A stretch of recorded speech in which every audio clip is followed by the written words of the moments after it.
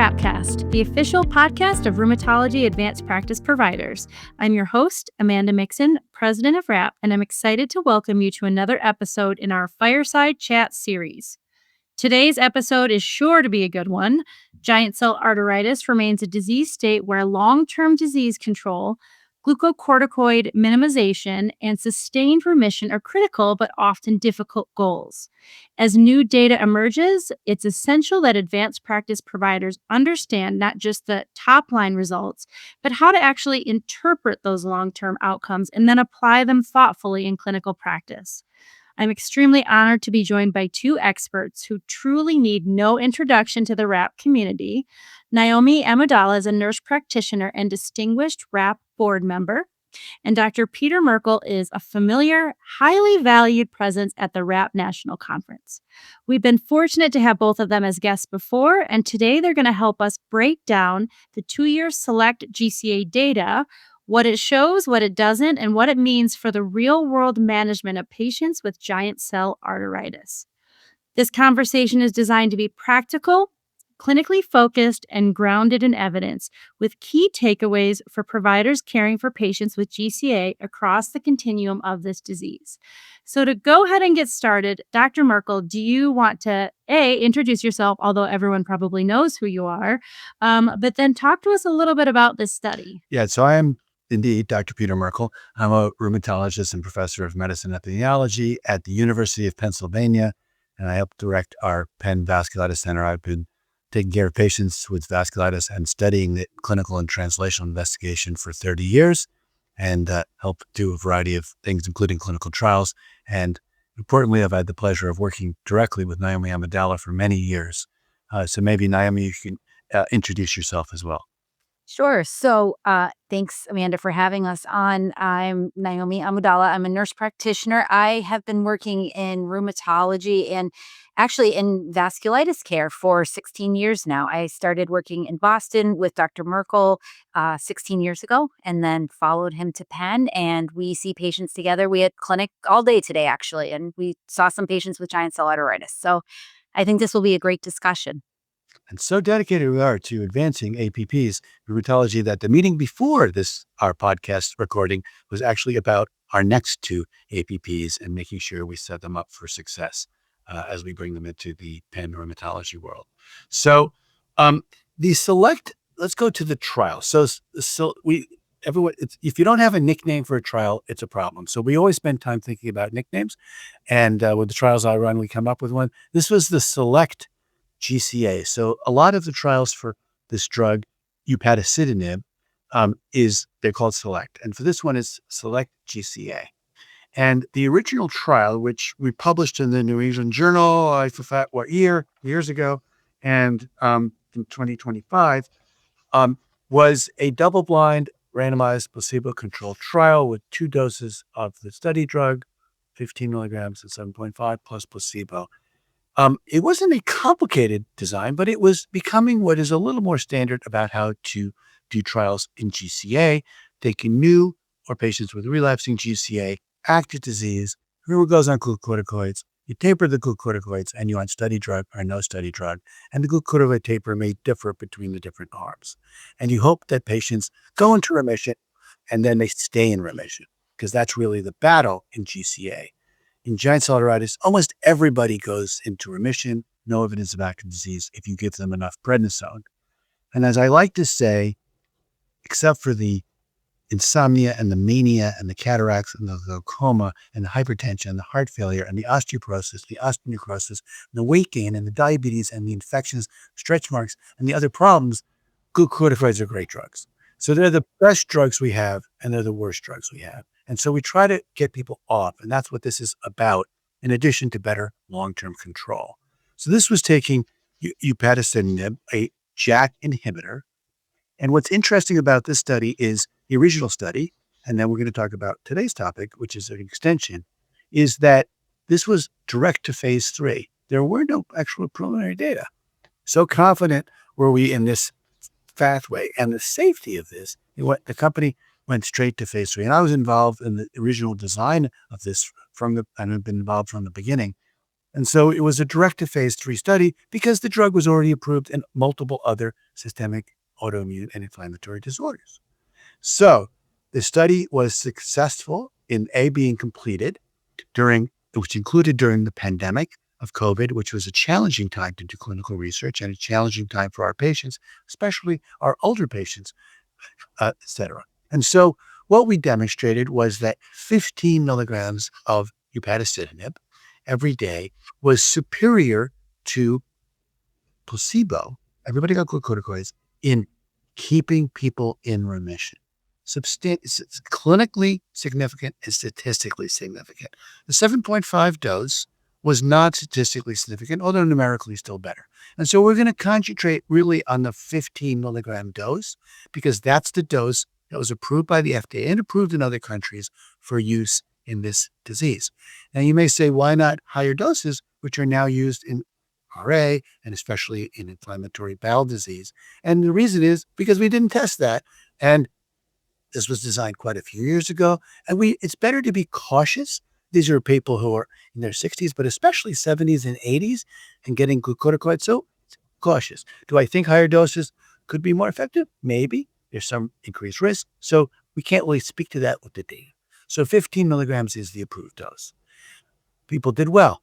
What we then did, and I guess I'll go right into the methods now, and then we'll talk about why this is important. We start blending our questions, which is patients who stayed in the study and got to 52 weeks. Now, not everybody did, because of course, some people relapsed, were then, and some of them stayed on anyway, were then re-randomized. So patients who were in the placebo continued placebo, but patients who were on upadacitinib were randomized to continue it or to actually get into placebo. And some of the ones on the lower dose got the higher dose. So it gets a little complicated.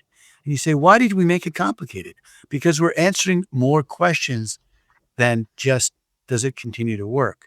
And so by taking people on 15 milligrams of UPA and continuing it, we learn about persistence of effect, and we learn about 2 years of safety instead of 1 year. By putting people on 15 and then putting them on placebo, we learn about withdrawal and what does that do? And how does that safety change? By keeping people on placebo who have already done pretty well, we see what happens to them in the second year. And then the 7.5, but I don't want to get too confusing. And we'll go over the data in a second of why this was helpful and important. So we're going to learn about efficacy over time. Does the efficacy continue? Is there maintenance work?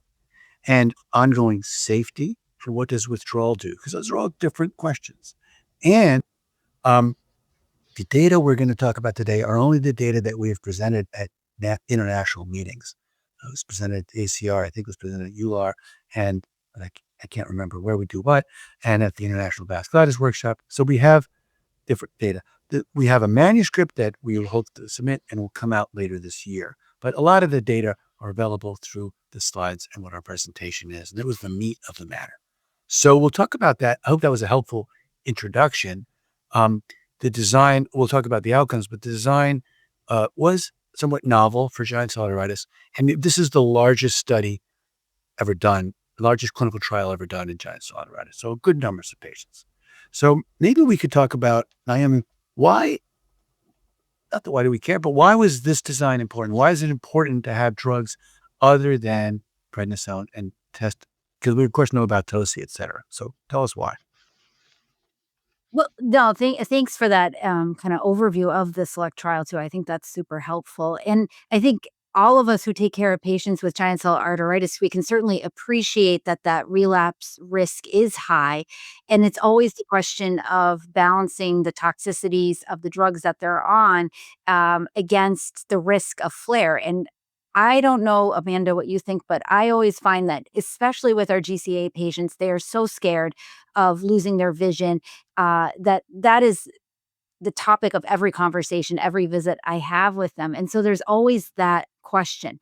So I think we'll get into this as we discuss the trial, but going through these 2-year results, that is very helpful. It's very helpful to share with our patients when we talk about risk of relapse and what a 2-year mark looks like, because I believe the GIACTA trial, for example, that was 52 weeks. So it's always good to have more data that we can share with our patients. And then the safety question. So that comes up a lot as well with my patients. So will this drug make me feel more sick than I already feel? Is it safe? I am 75 years old. I already have multiple comorbidities. What is adding upadacitinib going to do to kind of my overall profile? And so I think that this trial addresses those questions. Absolutely. And I think to your point, both of you, I mean, it's so important that we know that the therapy works, but then also understand what happens in the long run. What happens when these people are on this medication for 1, 2, longer periods of time? Because to your point, we don't want people to flare. And that is such a huge concern that if a drug is working and is safe, I mean, often I kind of just keep people on the therapy. So, Naomi, can you speak a little bit more to the actual study population of people in this trial? Who were the patients that were enrolled? Baseline characteristics are more relevant when assessing applicable to real world practice. And, how do the factors such as age and CV risk, especially in light of oral surveillance, shape how we interpret the study population? So, in order to be eligible for the trial, the patients had to be 50 years old or at least, and they had to have active or relapsing GCA. And then they had to have either a positive temporal artery biopsy or evidence of large vessel vasculitis seen on imaging, um, cranial symptoms or PMR symptoms with an elevated SED rate or CRP. Um, I believe that they, Dr. Merkel, you can jump in, but I believe that they could not have a history of thrombosis or significant cardiac disease. That was an exclusion criteria. And then you could have an exposure to IL-6 therapy, but if you relapsed while on that therapy, you were not eligible for the study, which I think raises interesting questions about transitioning patients from TOSI to upadacitinib when talking about, real world application and what that actually looks like. Yeah. And I think the patients we got in. So just to be clear, these eligibility criteria are pretty standard now in our trials for giant cell arteritis. I'm running another trial now worldwide, and these are pretty standard. You have to have the disease, you have to have active, and you have to be sick enough to get in, but not too sick so that it's a big risk. And the population you get is a population of patients with giant cell arteritis. You get patients, the mean age was late 70s. And it was, well, I shouldn't say that. Actually, the mean age was about 70. But, and you had 70-something% women. And in this trial, we had more people with new onset disease than relapsing disease, which is interesting. And you could argue those patients may be at higher or lower risk, et cetera. And so it was pretty standard for what we do. And then we always talked about the outcomes. The outcomes gets a little complicated. So one of the hardest things in vasculitis is determining whether people have active disease or not. And giant cell arteritis can be problematic. If they have a new headache or they have visual, it's easy. Hopefully you don't have that. But aches and pains, PMR. So you had to have active. Our primary outcome was maintenance of remission or relapse. But then we had sustained, we had it for a long time. And then we included some outcomes with or without the acute phase reactants, the CRP. And there had been some thought that this drug might affect CRP on its own, as, for example, tocilizumab definitely lowers it. And so that may make the outcomes a little squishy or a little hard to interpret, or it may favor the drug because you're showing that. It's probably not a big factor with this drug, with JAK inhibitors, but we did it with and without. And I think what you'll see is that all of the data were consistent. And so we also looked at quality of life measures and function, all of which is very important. As a matter of fact, in the original report, we had a whole series of secondary outcomes. And we did it in a very standard fashion, hierarchical approach. What does that mean? That means you had to first show that, I'll tell you what the results of the data were. Oh, before we get to that, we're talking about safety. So obviously safety was critical, very careful documentation of safety. So the original first year of the study showed superiority of the 15 milligram dose compared to placebo, as I mentioned. That was the primary outcome. sustained remission or remission at 52 weeks. However, we had, a dozen secondary outcomes, and we basically said, we ranked them. We said, this is the next most important, that's the next most important. And if you don't hit success with number 3, you can't go to number 4. And so it's a more rigorous approach. And we got to all of them except the last. And so what you see is everything is pointing in the same direction, which is that the patients who got the drug did better than those who didn't. And that's very reassuring because you want the PROs, the patient-reported outcomes. We don't just want our patients' numbers and the big symptoms. We want them to feel better. And so that was good. And there was a lot of those. So let me just briefly summarize the results of the second year of the study. So it's not an open label extension. It's a blinded extension or withdrawal. And that's different from some of our other studies. And so, and it's different from JACTA. First of all, nobody lost significant vision. It is rare, very rare for patients who have genital arteritis to ever lose vision again after they've been diagnosed because they're under treatment. And even if they're not under treatment, they're under observation by providers, physicians, or APPs. And the patients know they have it, and they're going to report things immediately, we hope. The most important thing you, your patient, is educate them to call you immediately with those. I call that, they are the early warning system. So it's very rare to have those, but they have lots of other outcomes. And so what we found basically was if you continued on 15 milligrams of UPA, you did the best. If you withdrew or you were on the placebo, you continued to have more relapses. Both groups had relapses, but once you withdrew, there was a steady rate of relapse. That was good and bad. It's means we didn't change the immune system with 1 year of therapy, but we didn't really know what happened. What it's telling you is this is a very commonly relapsing disease. Yeah, but if you stayed on it, you didn't relapse. And so we can talk about what that means.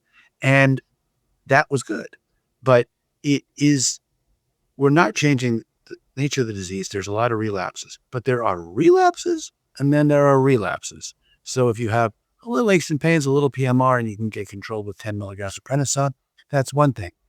If you have more significant problems, you have cranial symptoms and you need to go on higher, that's a bigger relapse.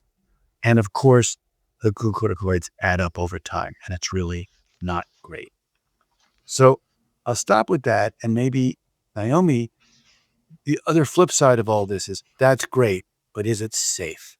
Because this. So you want to speak a little bit about the 2-year safety outcome in the SELECT trial? Yes, absolutely. I just to your point about staying on therapy before we talk about the safety data, there was a small group of patients who were on placebo in the first phase and then continued on placebo in year Yeah, 2, well, if not I'm that small, but it correct, could, yeah, right? those people who did well.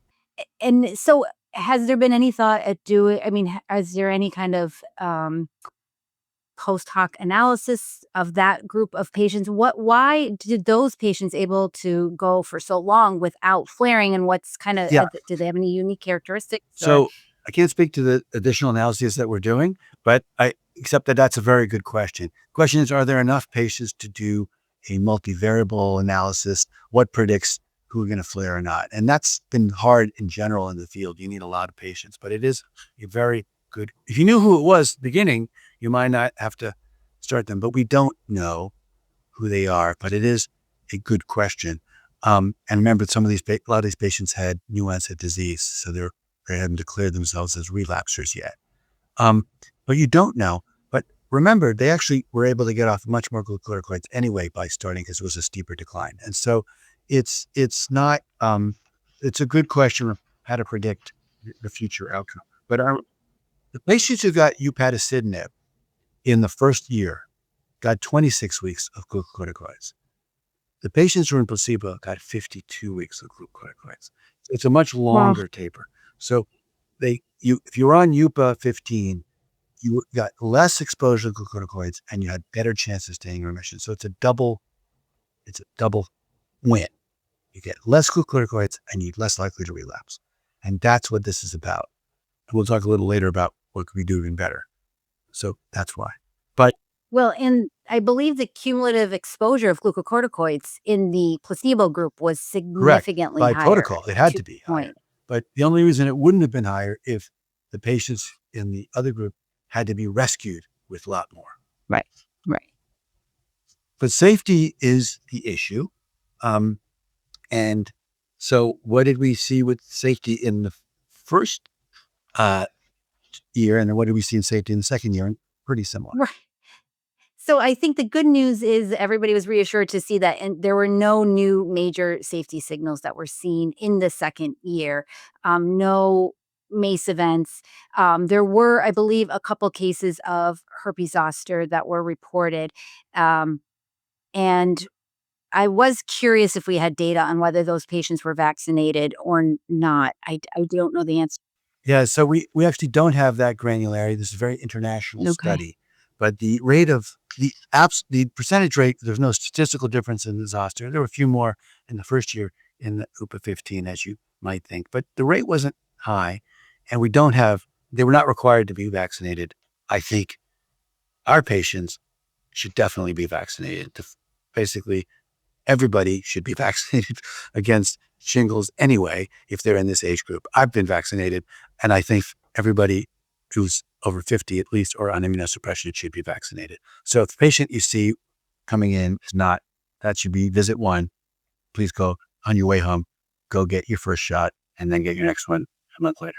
Absolutely. I mean, I think in fact, I had that conversation with a patient today about you need to get your shingles vaccine. So I think it is so important. And, I kind of think I know the answer to this, Naomi, but if you look at the efficacy and the safety, how would you characterize this overall kind of benefit risk profile in upadacitinib in this population that's high risk?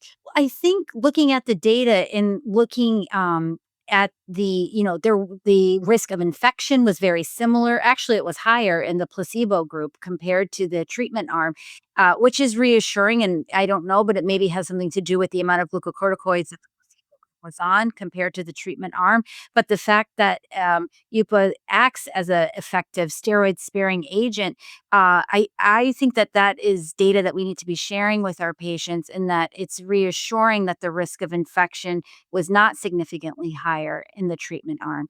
And then when it comes to MACE events, there were no safety signals that were seen. And so if it's the appropriate patient, if they've had a history of thrombosis or significant cardiovascular disease, I would probably hesitate to start them on a JAK inhibitor. But if their comorbidity, if they don't have cardiac issues and they don't have a history of thrombosis, then I'd feel comfortable starting them on it, especially if other drugs are contraindicated, including tocilizumab.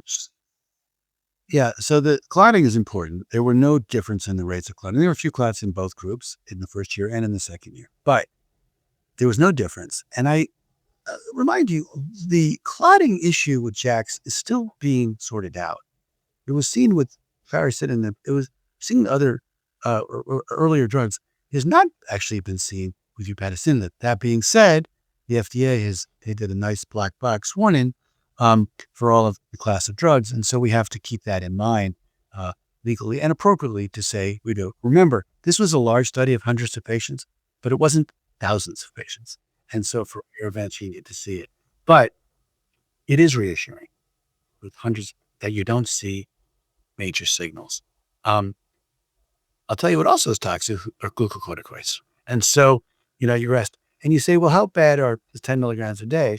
Well, actually, work from our unit, not for me, but for Mike George and combination with Jeff Curtis and others, have shown that, use of so-called low-dose glucocorticoids, there's a dose-dependent impact on your rate of infection. 10 is more than 7.5, it's more than 5. And we know it can cause bone issues, other issues, and patients certainly react differently to it. And if you're on 10 and you gain a few pounds here and a few pounds there, you're not happy. And so there are consequences. On the other hand, it's not the worst thing in the world if you can be on a few milligrams. It's all about the patient in front of you. You guys talked about the fear of patients of coming off of things. The flip side is lots of patients are like, I don't want to be on drugs anymore. Can I stop? So what does this tell us? Well, if you stop, your risk of relapse is considerable, but it always was if you stop glucocorticoids as well. But we can get you back.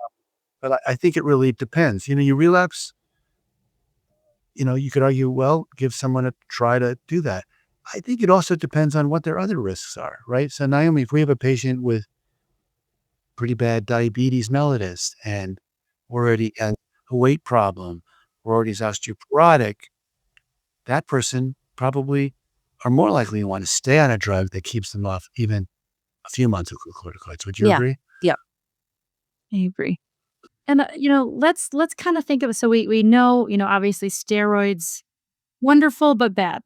Correct. And I think it's something that we all have to kind of keep in the back of our minds as we think about these steroid sparing agents. And I want to really kind of look a little bit at just the overall interpretation of these results, Dr. Merkel, since you know them very well and what you can speak to. So how do you look at these findings in terms of shaping decision making around steroid sparing, flare prevention and long-term disease control? And what should I keep my patients on upadacitinib for 2 years? Can you talk to this? Yeah. So that is the question. I think these data they are even more definitive that this drug works. This drug is effective in a good number of patients for a good effect, right? So none of our drugs that we're testing work for every patient. But this drug, the second year of the trial was very reassuring, first of all, especially for safety, and because it's twice as many person years on this.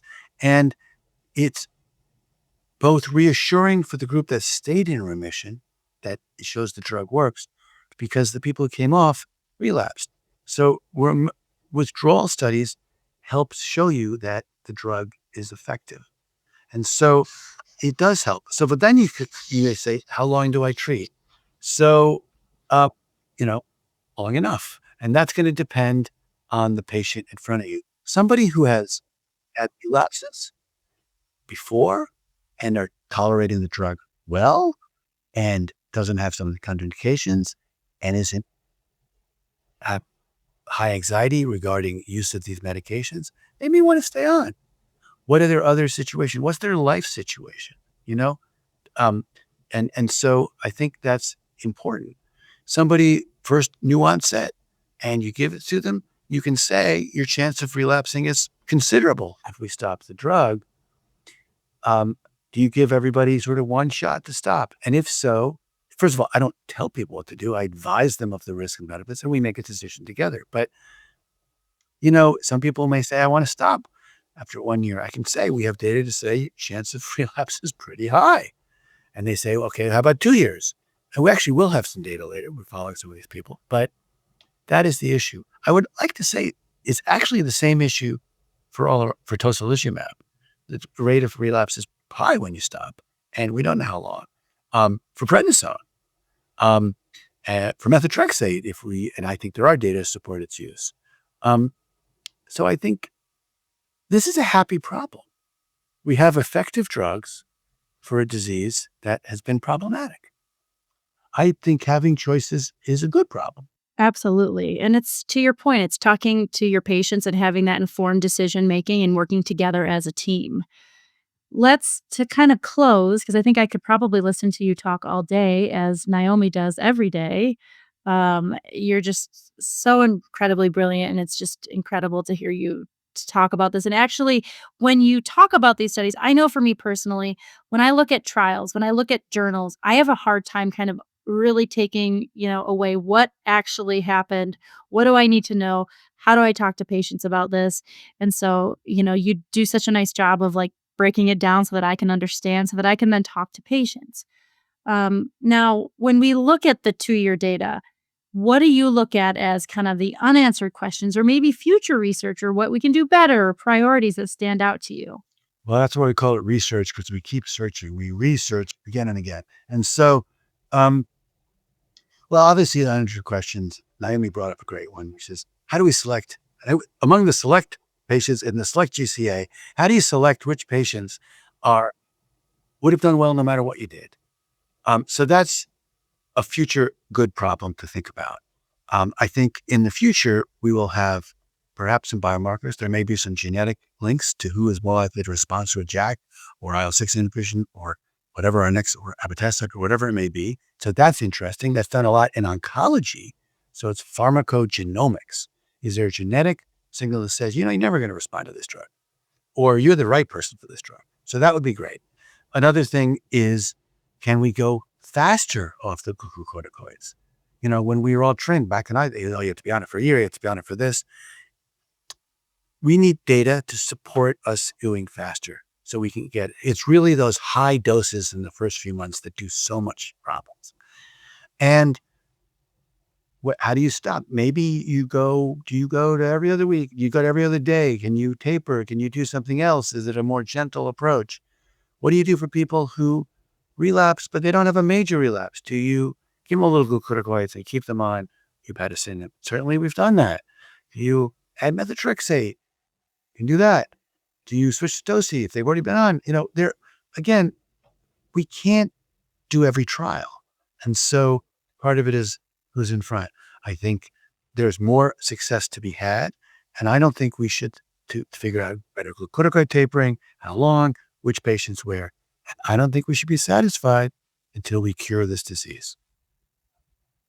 Wow. Well, thank you so much. And again, such valuable information. And I'm just so happy that we have more options other than steroids for our patients, because I remember those days too, having done this as long as, I have and Naomi has, and of course you have. So as we wrap up today's Fireside Chat, I would really like to thank Naomi and Dr. Merkel for sharing their insights and expertise in interpreting the 2-year SELECT-GCA data and helping to bring clarity to the evolving role of upadacitinib in the management of giant cell arteritis. Thoughtful discussions like this are essential as we translate that long-term trial data to actually what do we do in clinic and how do we help our patients. Thank you so much to our listeners for joining this episode of RhAPPcast. Please be sure to listen to the rest of this year's Fireside Chat series, where we continue to explore timely data, emerging therapies, and practical considerations relevant to the rheumatology practice. We have all of our digital education across the content room, on our podcast channels, and of course, our RhAPP 2.0 mobile app, which is designed to support advanced practice providers with accessible and clinically meaningful learning. And yes, Dr. Merkel, what do you want to leave us with today? If you haven't been to the RhAPP meeting, it's a great meeting because you learn things, but also you get great swag. I have my RhAPP lip balm right here that I love to use. Come to the meeting. I have mine too. Yay! Well, we will be sure to have lots of RhAPP swag at our meeting. So yes, on that note, we will be in Las Vegas this year, and we very much look forward to seeing you there. Thanks so much for joining us. We'll see you next time on RhAPPcast. Thanks, guys.